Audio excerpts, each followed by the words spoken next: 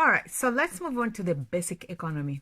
Sudan is one of the 25 poorest countries in the world. It has been afflicted by drought and famine and by staggering foreign debt, which nearly caused the country to be expelled from the International Monetary Fund in 1990.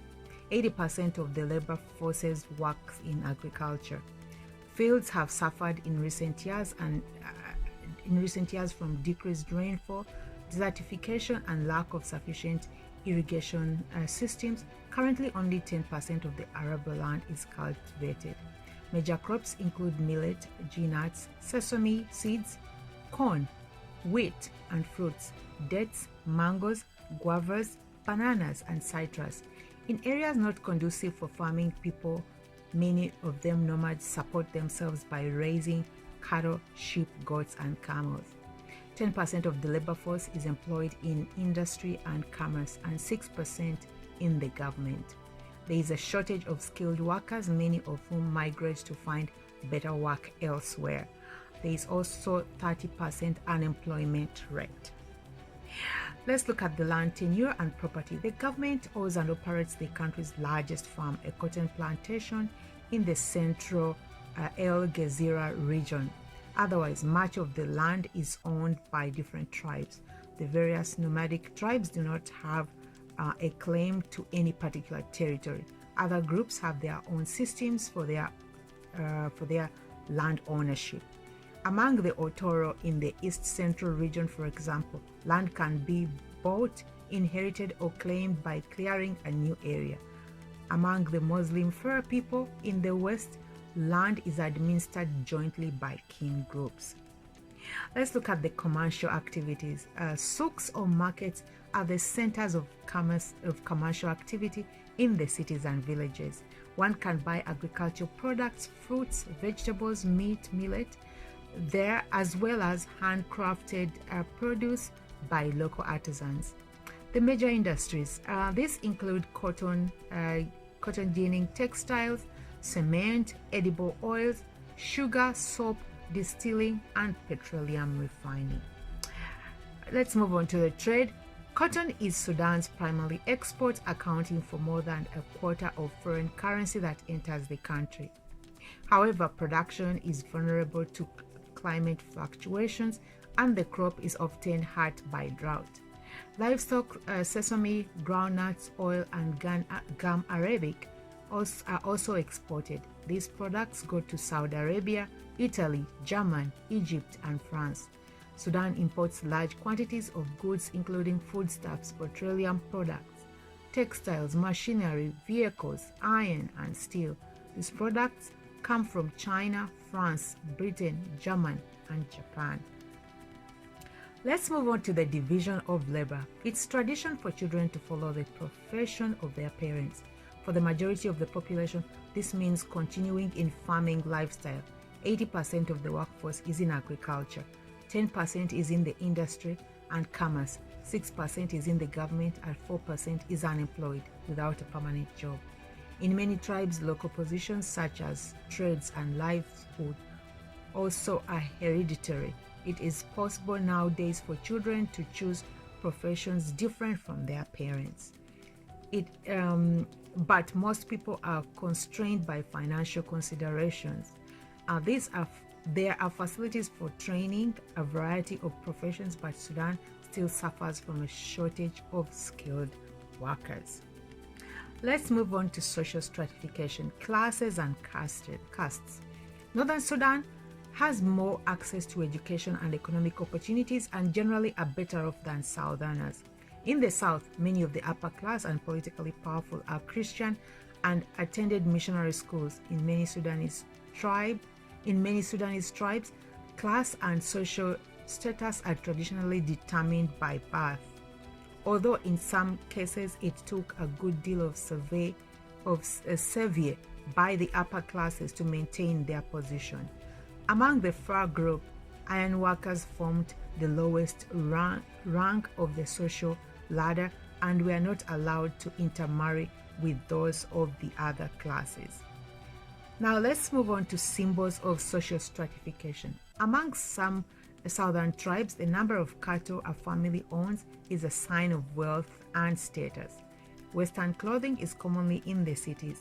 Muslim women in the north follow the tradition of covering their heads and entire bodies to the ankles.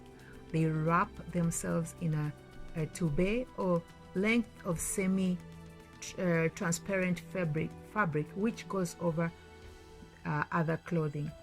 Men often wear a long white robe called jarabiya with either a small cape on a turban as a head covering. In rural areas, they wear little clothing or even none at all. Facial scarring is an ancient Sudanese custom.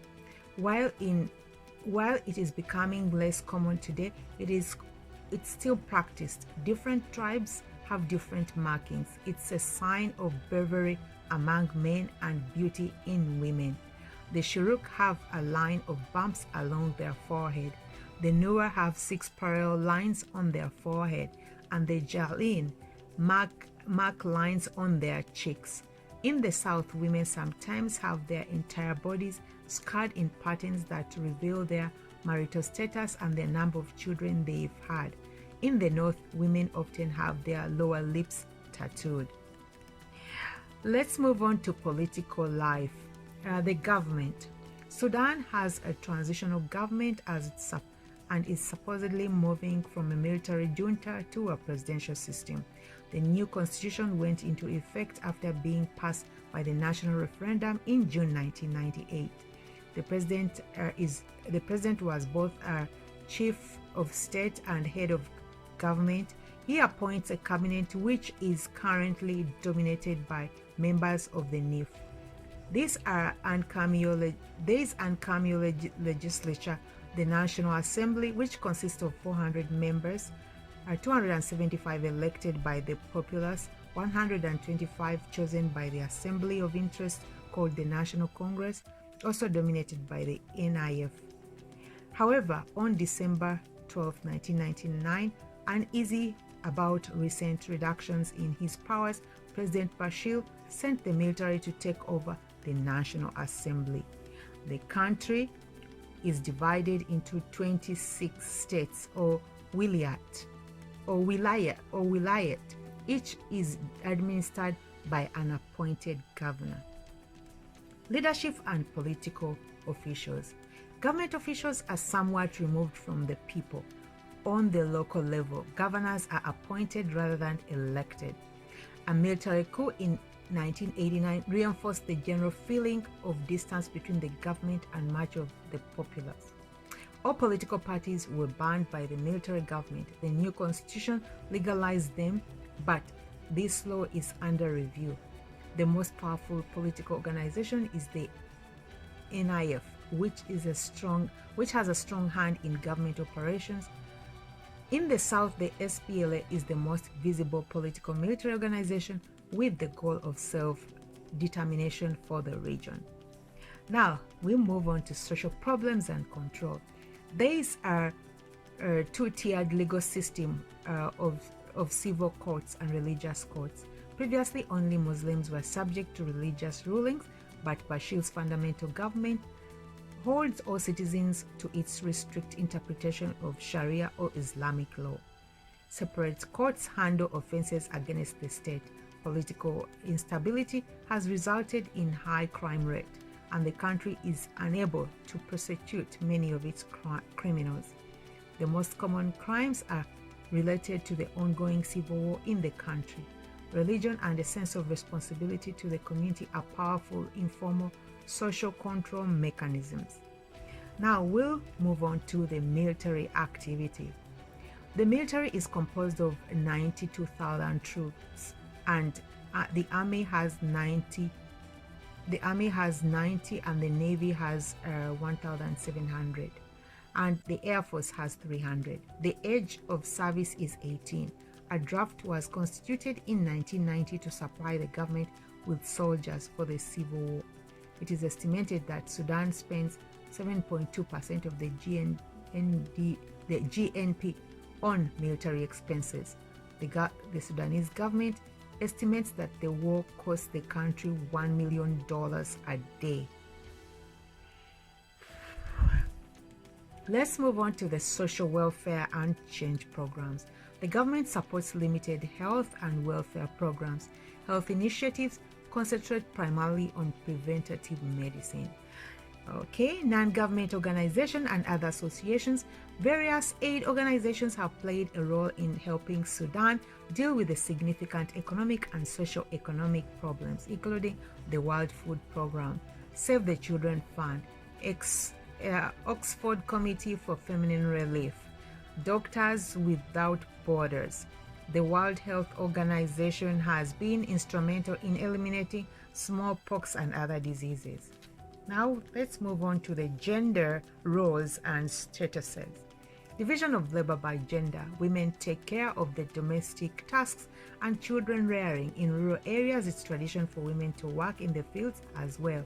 While a woman's life in town was traditionally more restricted, it's increasingly common to see females employed outside the home in urban areas. However, it is still the case that only 29% of the paid workforce is female.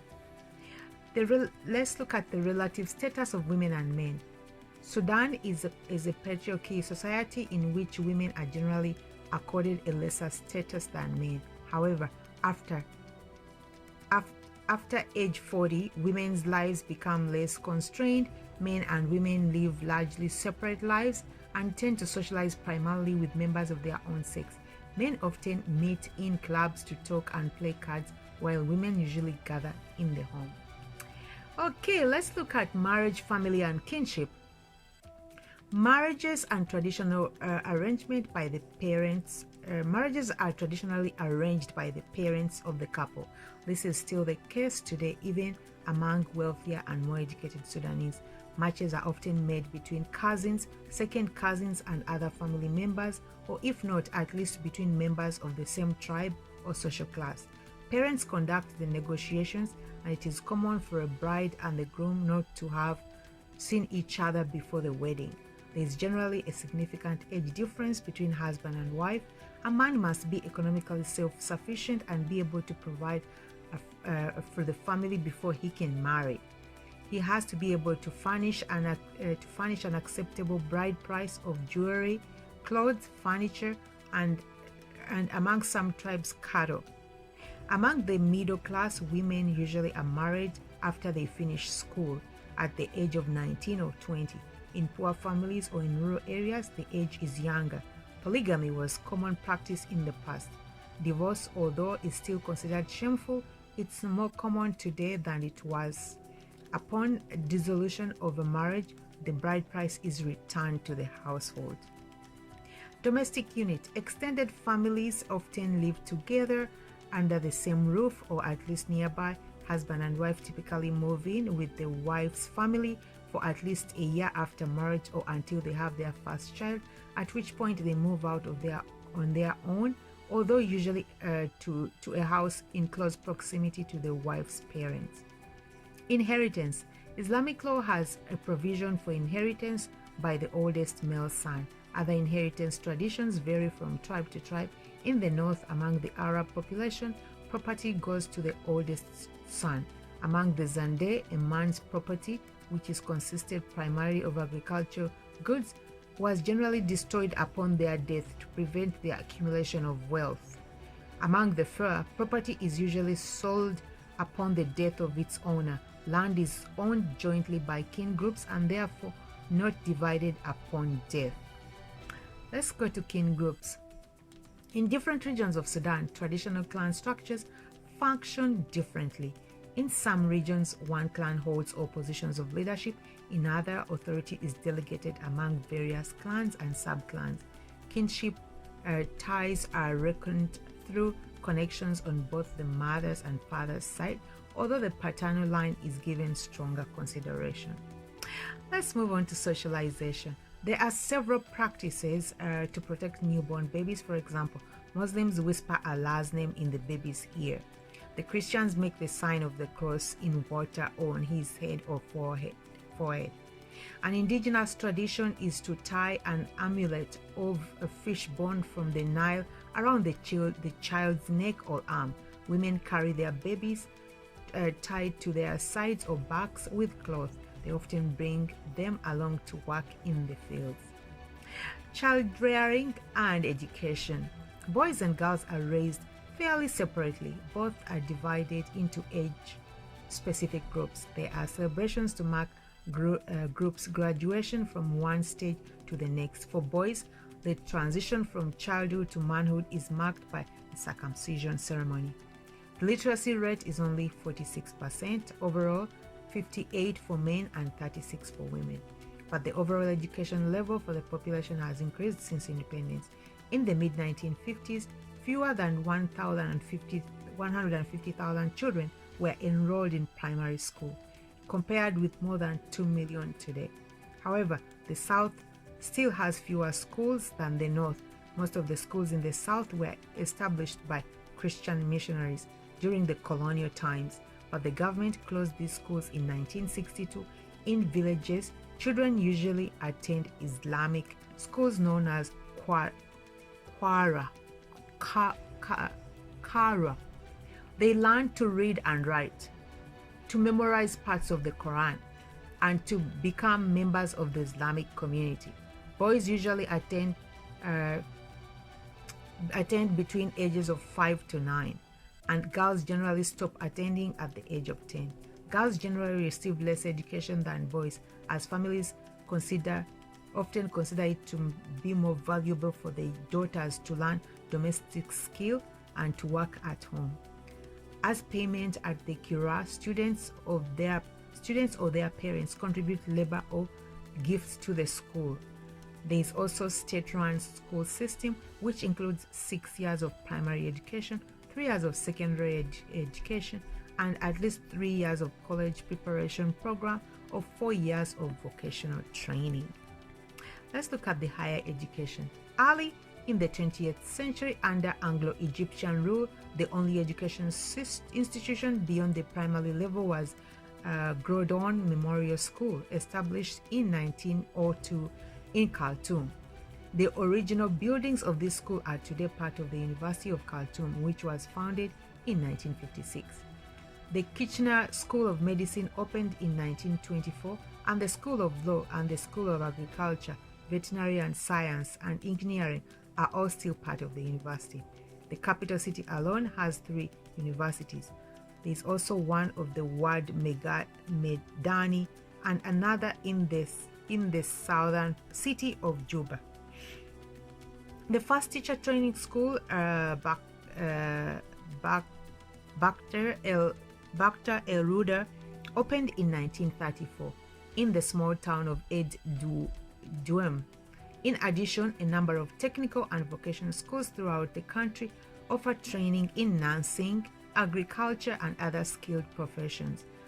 Alfred University College, which opened in 1920 in Omdurman as a girls' primary school, has done a great deal to promote women's education and currently enrolls about 100 students, all female. Let's look at the etiquette. Greetings and leave-takings are interactions with religious overtones. The common expressions all have references to Allah, which are taken not just metaphorically but also literally. Inshallah, if Allah wills, is often heard, as is Alhamdulillah, may Allah be praised. For food is an important part of many social interactions. Visits typically include tea, coffee, soda, if not a full meal. It is customary to eat from a common serving bowl using the right hand rather than utensils. In Muslim households, people sit on the pillow around a low table before the meal. Towels and a pitcher of water are passed around for hand washing. Okay, so let's move on to religion. Religious beliefs. 70% of the population are Sunni Muslim, 25% follow traditional indigenous beliefs, and 5% are Christian. The word Islam means submission to God. It shares certain prophets, traditions, and beliefs with Judaism and Christianity. The main difference being the Muslim belief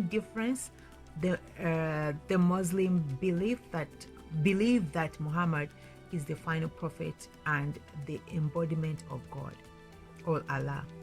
The foundation of Islam belief is called the 5 pillars. The first, Shahada, is the profession of faith.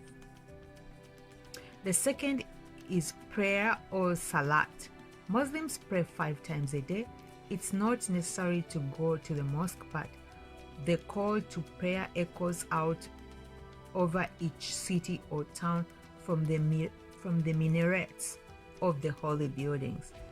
The third pillar, Zakat, is the principle of almsgiving. The fourth is fasting, which is observed during the months of Ramadan each year, when Muslims sustain from food and drinking during the daytime hours. The fifth pillar is the Hajj. The pilgrim of the holy city of Mecca in Saudi Arabia, which every Muslim must make at some time in his or her life. The indigenous religion is animist, ascribing spirits of natural objects such as trees, rivers, and rocks. Often as individual clans will have its own totem, which embodies the clan's first ancestor. The spirits of the ancestors are worshipped and are believed to exercise an influence in everyday life. There are multiple gods who serve different purposes. Special beliefs and practices vary widely from tribe to tribe and from religion to religion. Certain cattle-herding tribes in the south place great symbolic and spiritual value on cows, and sometimes are sacrificed in religious rituals. Christianity is more common in the south than in the north, where Christian missionaries concentrated their efforts prior to the independence. Most of the Christians are of the wealthier educated class. As much as the conversion is done through schools, many Sudanese, regardless of religion, hold certain superstitions such as belief in the evil eye. It is common to wear an amulet or charm as protection against its powers. Let's move on to religious practitioners. There are no priests or clergy in Islam.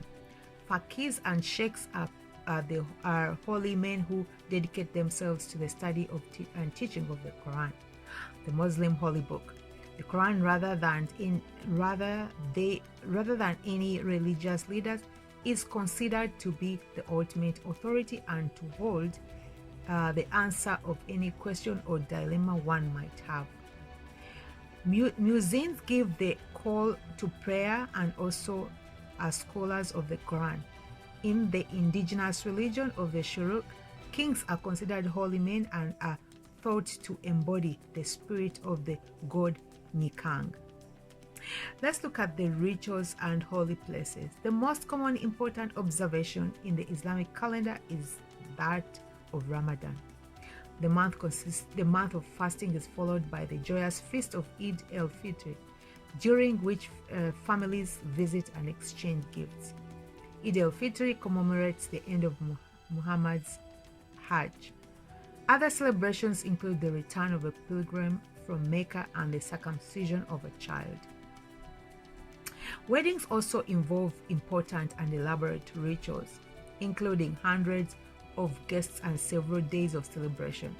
The festivities begin with the henna, a night at which the groom's hands and feet are dyed.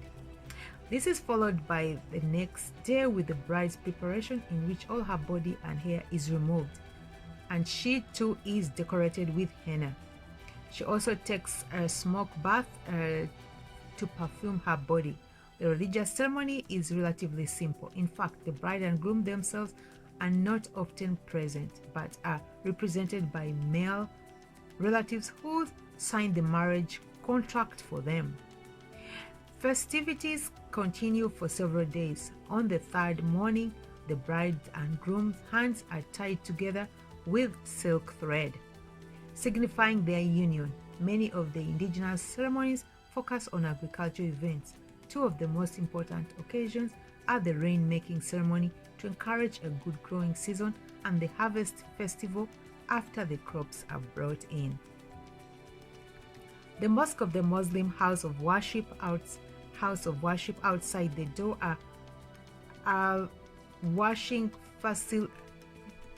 I beg your pardon. The mosque is the Muslim house of worship. Outside the door are washing facilities, as cleanliness is a necessary prerequisite to a prayer, which demonstrates humility before God. One also must move one's shoes before entering the mosque. According to the Islamic tradition, women are not allowed inside. The interior has no altar. It's simply an open carpeted space.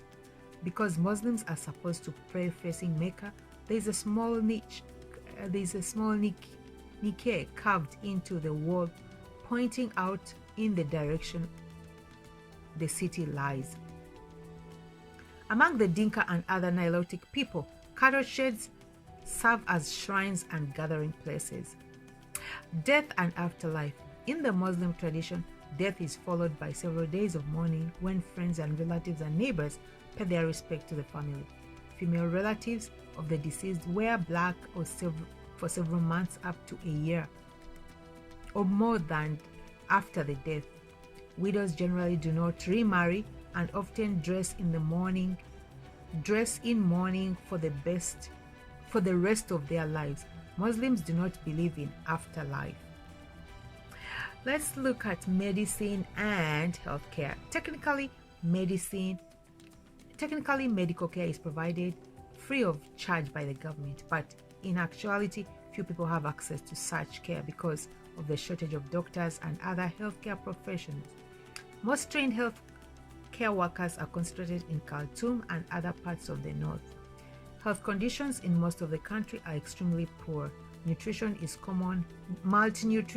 common and increases people's vulnerability to the diseases. It is especially pernicious in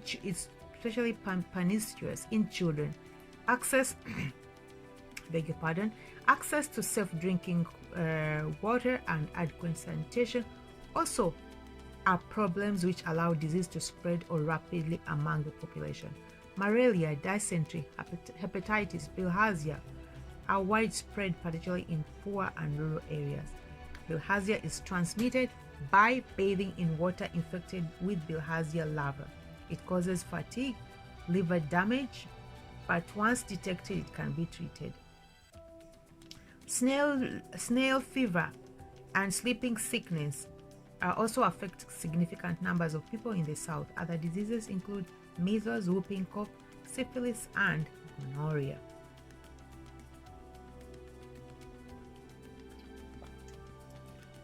Excuse me. AIDS is a growing problem in Sudan, particularly in the south, near the borders with Uganda and the Democratic Republic of Congo.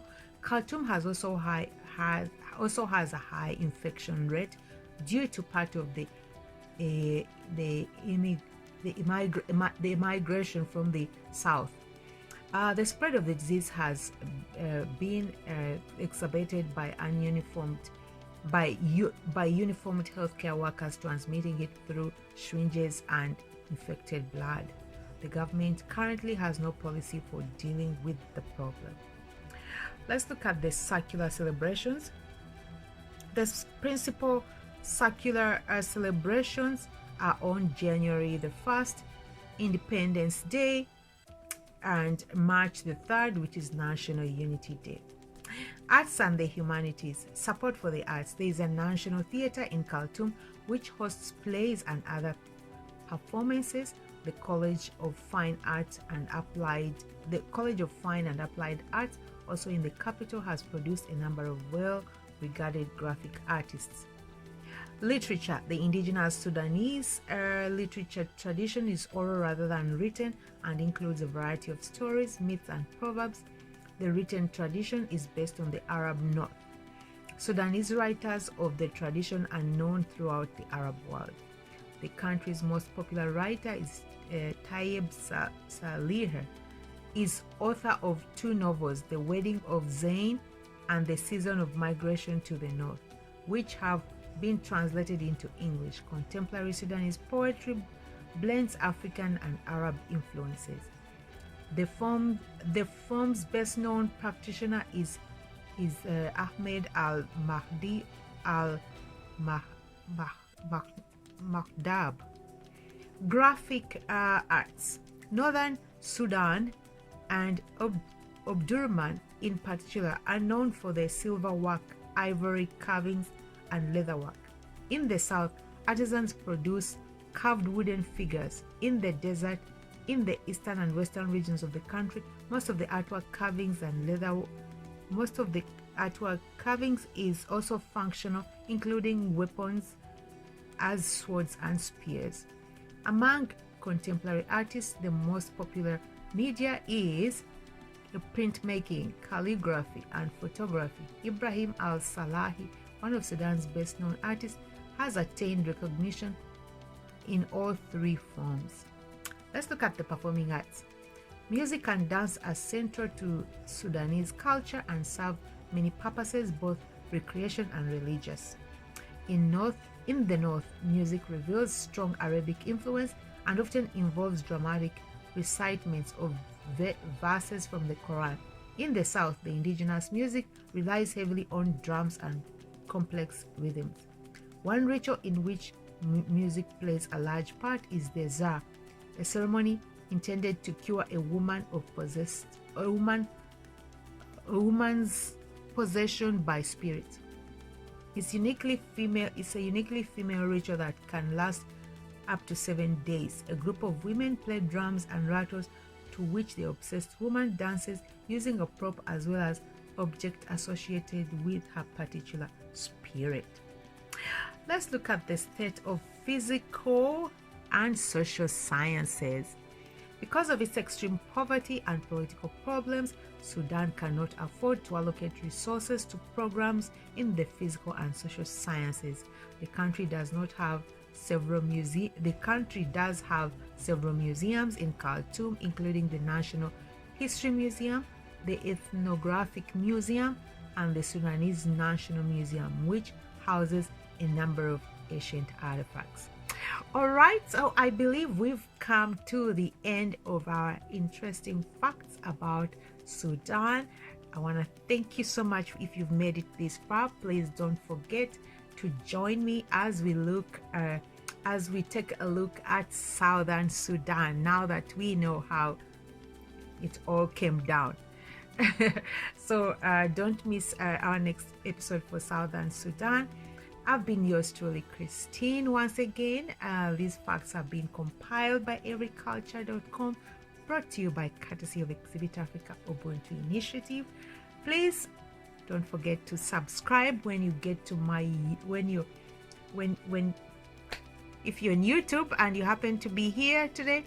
Please don't forget to subscribe so you don't miss out on the other countries. We're going down all the way to the last African country, with the letters starting with the letter Z. So that could be Zimbabwe. It could be, which other countries? Zimbabwe, Zambia. So hope to see you then. Take care. Bye for now.